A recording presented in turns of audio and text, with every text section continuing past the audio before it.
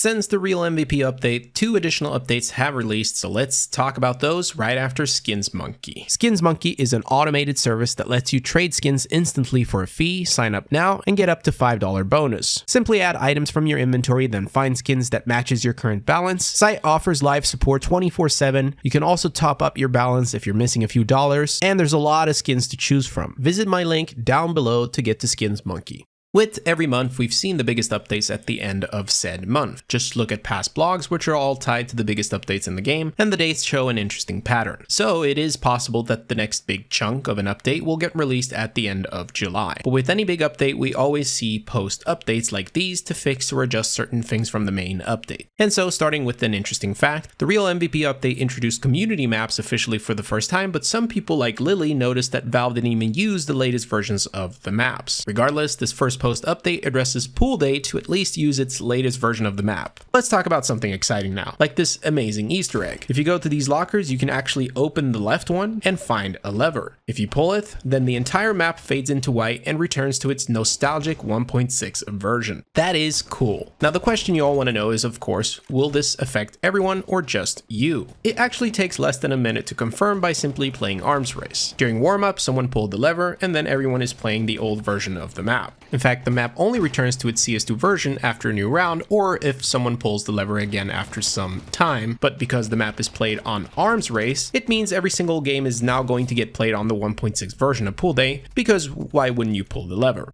Speaking of other map-related Easter eggs, my favorite is this one on Memento, just outside of T-spawn at this tree. Notice that there's a book here where it says, "I don't like sand. It's coarse and rough and irritating, and it gets everywhere," which is a famous quote from Anakin Skywalker, Star Wars, which I'm actually a huge fan of, excluding some of the shows. Another fun fact is this shop on Mills, for just being there, I guess. But if we go back a little bit to the part about Valve adding the latest version of Pool Day, they also added support to load the latest version of community maps from the workshop when playing on community servers, even if different versions of the same maps are also available officially in the game. What's confusing is why they don't just use the latest version of the map and call it a day. The only explanation I can think of is they want to make sure the map changes are approved or something. I really don't know. Next patch note is in response to this messy section from the main update regarding video settings changes and, more importantly, video recommendations. A couple of you noticed that CS2 after the update was not able to detect G-Sync in full screen mode, so they fixed that in this patch note. Let me remind you that the main update had Valve very focused on making sure we use the most optimal video settings. In fact, they made an entire Steam support page just for this reason alone, which I'll put down below if you want to read more, but the quick recap is this. If you have a G-Sync compatible display, enable G-Sync, V-Sync, and NVIDIA Reflex together for the smoothest and lowest input lag.